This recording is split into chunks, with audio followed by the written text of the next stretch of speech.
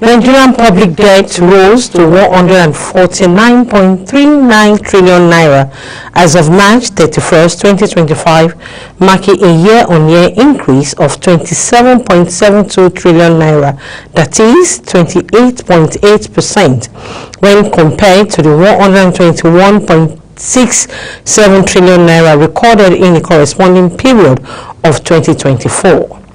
Welcome to Business Point, where we extract the Nigerian economy and the government policies. I am your host, Kike Lomo Okeri.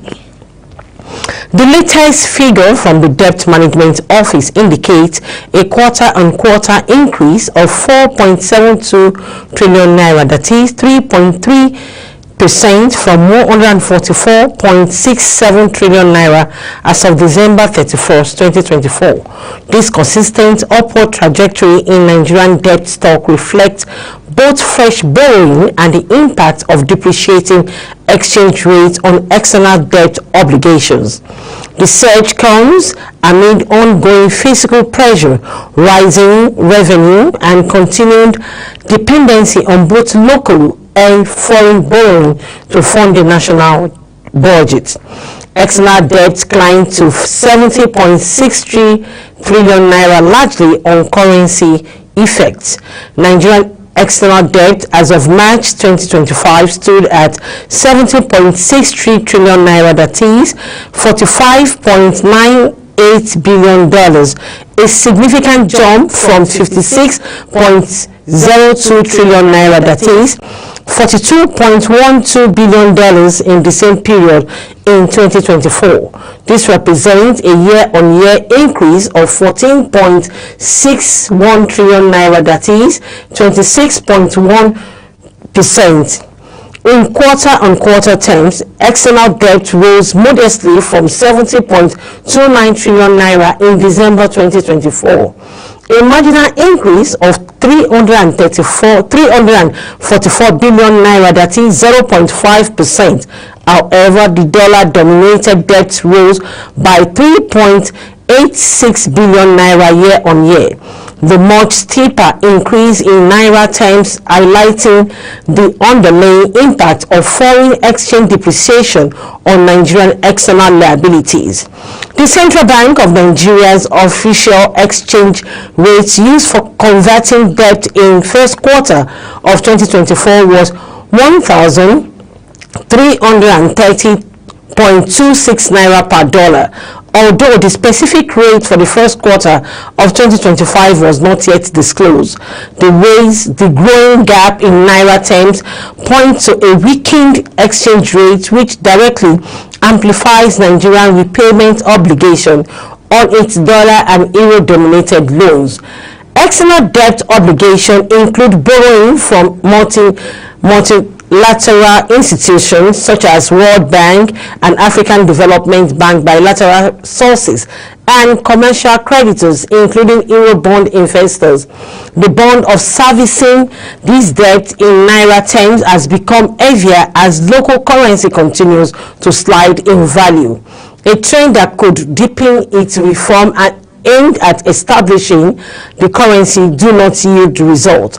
The domestic component of Nigerian debt also maintained an upward trend, reaching 78.76 trillion naira, that is $51.26 billion at the end of March 2025. This reflects a year-on-year increase of 13.11 trillion naira, that is 20% from 65.65 trillion naira, which is $49.35 billion in March 2024. On a quarterly basis, domestic debt rose by 4.36 trillion naira, that is 5.9% from the 74.38 trillion naira in December 2024. The federal government alone accounted for 74.89 trillion naira of this total, while the 36 states and the Federal Capital Territory jointly held 3.87 trillion naira.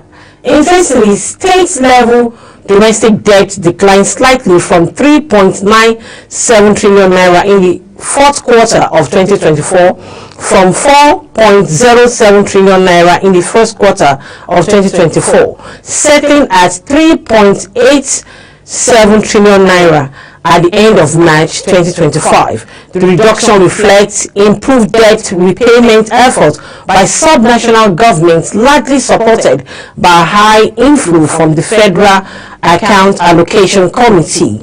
Domestic borrowing typically consists of government securities such as Treasury Bill, FGN bond, Sukuk, Green Bond. These instruments are used to plug the country's fiscal deficit and are generally seen as safer from exchange rate risk, although they come with their own interest cost burden. As of the first quarter of 2025, the composition of the total public debt shows a near even split, with domestic debt accounting for 52.7% and external debt making up 47.3%. This represents a slight shift from the structure recorded in March 2024, when domestic debt had a higher share of 54%, while external stood at 46%. The rising share of external debt, especially in Naira terms, underlines the currency risk that Nigeria faces with continued reliance on foreign borrowing. And at the same time, the consistent increase in domestic debt signals the government's effort to raise funds from the local markets, despite concerns about high debt servicing costs and crowding out of public investment. Nigerian public debt trajectory continues to raise questions about fiscal sustainability, with total debt stock nearing 150 trillion naira marks. Concern persists over the rising cost of debt servicing, which now consumes a significant share of the national budget. Dangote Refinery has revealed its 720 billion naira investment in its landmark Nationwide Petroleum Products Distribution Initiative, which will save Nigeria of over 1.7 trillion naira annually. This disclosure is contained in a statement issued by Dangote Group, where it provided an update on the refinery investment in 4,000 compressed natural gas powered truck for the same scheme. It pointed out that the energy firm will absorb over 1.07 trillion naira annually in fuel distribution cost. It stated that this initiative, which eliminates transportation costs for fuel marketers and large-scale consumers, is expected to help reduce pump price and inflation. The refinery stated that the initiative is also poised to significantly benefit over 42 million micro, small and medium enterprises by reducing energy costs and enhancing profitability. This initiative, which eliminates transportation costs for fuel marketers and large-scale consumers, is expected to help reduce the pump price and inflation from August 15. Dangote will begin the direct delivery of petroleum and diesel to filling stations, industrial facilities and other high-volume consumers. According to a statement from the refinery, it aims to meet Nigeria's daily consumption of 65 million liters of refined petroleum products. This includes 45 million liters of premium motor spirit, 15 million liters of diesel and 5 million liters of aviation fuel, with average logistic cost estimated at 45 naira per liter. The refinery will recover over 1.07 trillion naira annually in free distribution expenses. The Independent Petroleum Marketers Association of Nigeria also commended the development, calling it a timely resolution to a long-standing challenges in the downstream sector. IPMAN National Publicity Secretary Chinedu Uwadike stated that the new model would significantly reduce logistic burden for independent marketers by delivering more affordable fuel directly to filling stations. It could be recalled that Dangote Petroleum Refinery had on June 15, 2025 announced to begin the nationwide distribution of PMS and diesel starting from August 15, 2025, marking a significant step towards reshaping Nigerian downstream petroleum market. This strategic program forms part of Dangote's broader commitment to eliminate logistic bottleneck, enhancing energy efficiency, promoting environmental sustainability, and supporting Nigerian economic development. The company noted that lower fuel distribution costs will help reduce production costs, ease inflationary pressure, and stimulate economic growth. This initiative is also expected to resuscitate dormant filling stations, fostering job creation. In the process, over 15,000 direct jobs are projected to be created across logistic chain, including drivers, station managers, attendants at the CNG stations. These refineries also emphasize that this program will help curb cross-border smuggling of petroleum products and support a more efficient and environmental friendly system. The Central Bank of Nigeria has again demonstrated its commitment to maintain a resilient and stable banking sector.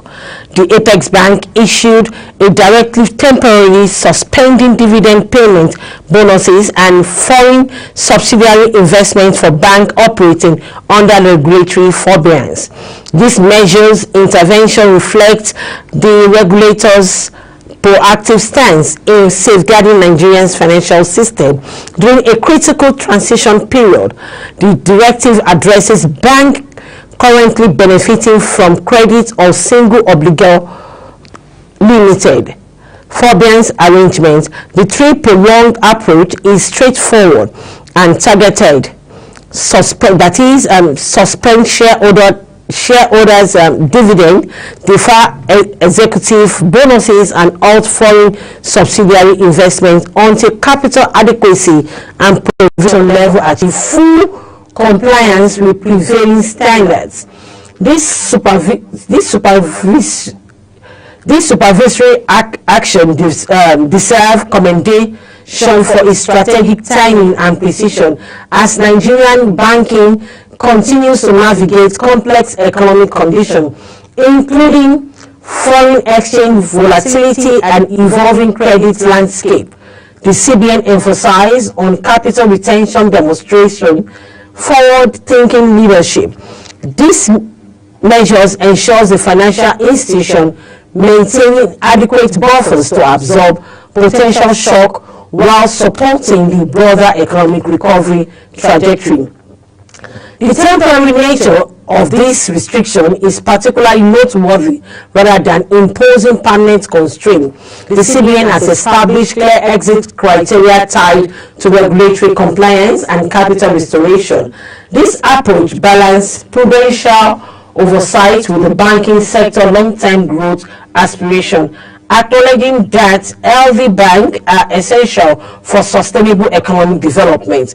From a macroeconomic perspective, these measures are in line with broader policy coordination efforts that have characterized Nigerian recent economic management.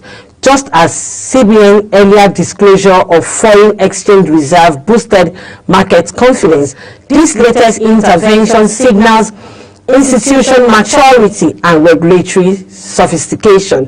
This emphasis on internal capital retention during this transitional period mirrors best practice adopted by central bank globally during period of financial system recalibration.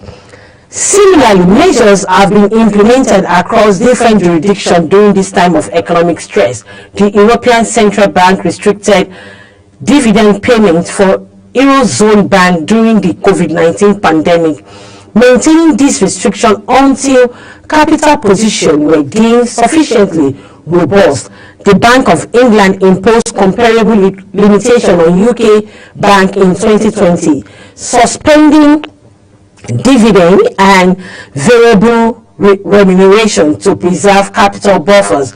In Asia, the Monetary Authority of Singapore directed banks to exercise prudence in dividends distribution during period of heightened uncertainty, while the Reserve Bank of India has historically used similar tools to strengthen bank sector resilience during the economic transition. The directive also reflects lessons learned from the previous banking sector challenges and international experience. The 2008 financial and global financial crisis highlighted the importance of maintaining adequate capital buffers, leading regulatory worldwide to adopt more stringent oversight framework. For affected bank, compliance with these measures represents an opportunity to rebuild balance sheet strengthening while maintaining the stakeholders' confidence. The temporary nature of this restriction means that the institution demonstrating robust capital management and risk control can expect a return to normal dividend and invest policies once regulatory requirements are fully satisfied. As Nigeria continues its journey towards greater economic stability and international competitiveness, measures like these demonstrate the country's financial infrastructure is managed by capable and committed to excellence. All right, let's take a short break now. We'll be right back. Stay with us.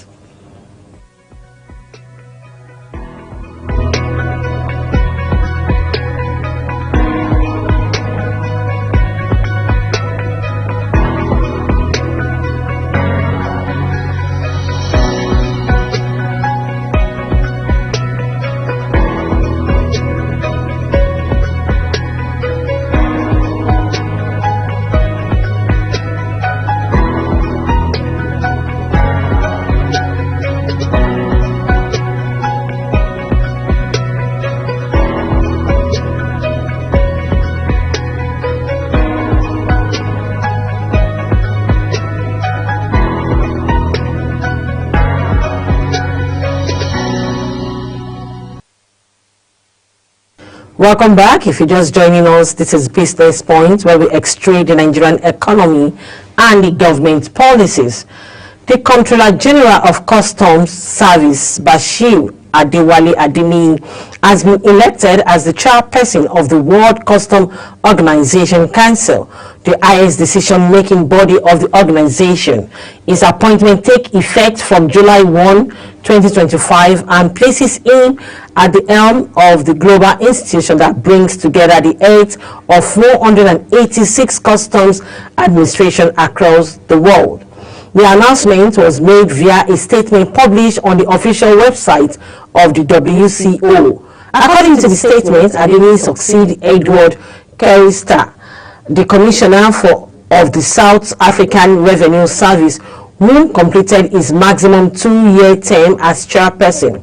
In his acceptance speech, Adewale expressed gratitude for the opportunity to lead and pledged to build on the progress already achieved under the outgoing chair.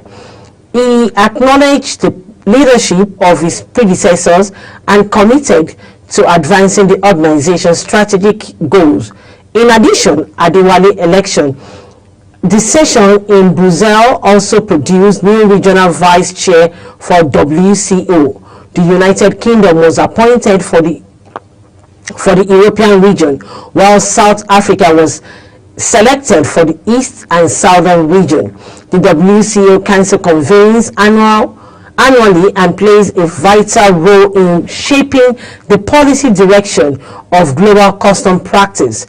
As chairperson, Adeniyi will be responsible for coordinating consensus among members' nations and guiding the organization's strategic operational priority.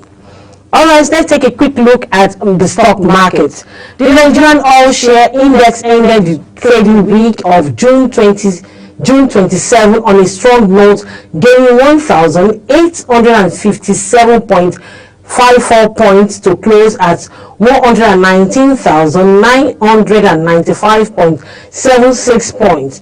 This marks a 1.5% increase from the previous week close of 118,138.22 points, driven by a stronger rally in heavyweight stock. Weekly trading volume also picked up pace, soaring to 3.79 billion shares compared to 3.5 billion shares traded the previous week. Market capitalization declines accordingly, closing at 76.4 trillion naira from 76.7 trillion naira, with a total of 25,375 deals recorded during the day. Unilever and Rist led the gainers chart, each posting the maximum daily increase of 10.00%. On the other hand, Tunis and NACO topped the losers list, declining by 10.00% and 9.99% respectively. Volume-wise, Elad Lakes and Access Corp dominated trading activities, highlighting continued investors' interest in those equity. Daily trading volume to 892 million shares compared to 861.6 million shares traded in the previous session. Alright, this is where we draw the curtain on Business Point today. Join me again tomorrow. To stay connected, kindly download Global TV app on your Android phone, and you can stay connected by following us on all our social media handles. Till I come your way again, I am Kike Lomo Okewi. I celebrate